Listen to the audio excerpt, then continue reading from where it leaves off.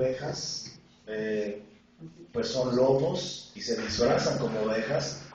Y lo primero que le dice Pablo a los filipenses aquí dice: guárdense de los perros. Yo no sé a quién se refiere perros, pero yo estoy seguro que no se refiere a los perros de la calle, independientemente que hubiera. Pablo era muy fuerte en relación a la situación del servicio, de la obra. Más adelante es ya mucho más específico, dice: guárdense de los malos obreros y de los que mutilan el cuerpo. Cuando habla del cuerpo, no necesariamente se está refiriendo a las personas en un cuerpo físico, pero sí entendemos que cuando le habla a la iglesia, le está hablando del mismo cuerpo de Cristo. Hay gentes que mutilan el cuerpo de Cristo. Hay gentes que son malos obreros y están dañando la obra. Hay gentes que, ahorita platicaba conmigo en corto, y conocemos de personas, y ahorita es una situación muy crítica, que han puesto el nombre de Cristo muy por debajo, y hemos observado en algún tiempo atrás algunas noticias muy tristes de personas que estaban al frente de grupos, de asociaciones, y finalmente actualmente están, o algunos están ya encarcelados por malos obreros, por perros, soy feo, ¿verdad? Pero así le dice Pablo, por mutilar el cuerpo de Cristo. Algunos están siendo perseguidos por la Interpol, ni siquiera es la Interpol la que los está persiguiendo, porque eran pseudosiervos de Cristo. Y les digo algo, es muy triste, pero muchos de ellos, que los conozco personalmente, eran siervos de Dios, que surgieron de iglesias, de grupos cristianos, que yo creo que en un principio tuvieron una buena intención en cuanto a la obra, pero les faltó algo. En su caminar con Cristo, en el caminar en la obra del Señor, les faltó hacer lo que más adelante Pablo nos va a decir. Estos hombres que yo conocí personalmente, de los cuales en algún momento yo le comentaba a Nico: aléjate de esas personas, porque eran grupos y asociaciones que ayudaban a niños y hacían obra aquí y allá, pero yo sabía ciertos antecedentes que no eran buenos, y finalmente, bueno, el resultado se vio.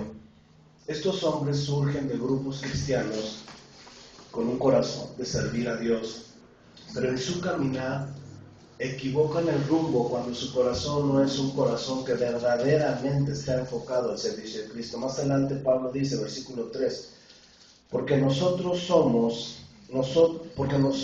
dice, somos la circuncisión, los que en espíritu servimos a Dios y nos gloriamos en Cristo Jesús, no teniendo confianza en la carne, aunque yo tengo también de confiar en la carne.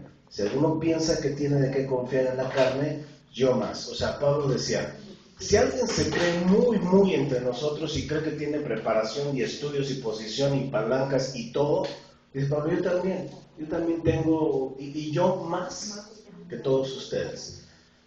En ocasiones confiamos para hacer la obra del Señor en cierta capacidad que podemos llegar a tener, cierto carisma, y ok, está bien, pero Pablo nos dice una cosa: no confíes en eso, ahí no debe estar basada nuestra fuerza.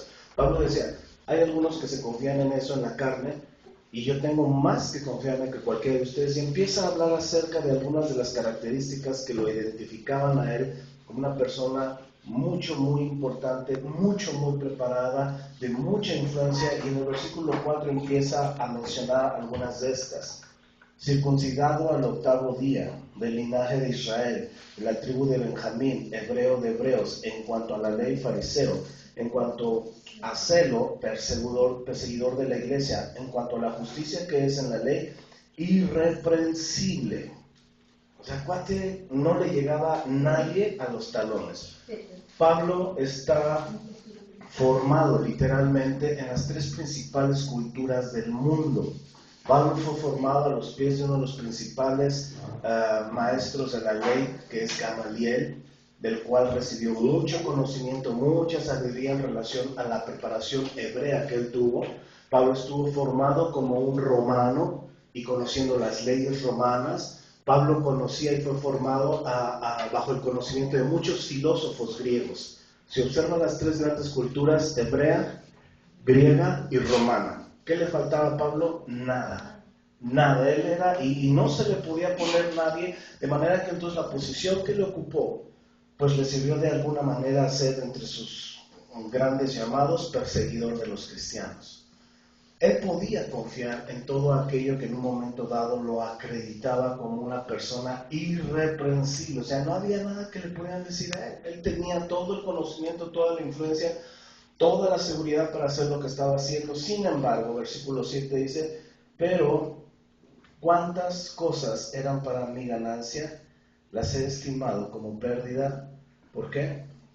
Por amor a Cristo. Saben, a veces nos cuesta tanto trabajo deshacernos de aquello que hemos logrado alcanzar. ¿Crees que para Pablo fue sencillo alcanzar todo este currículum vitae?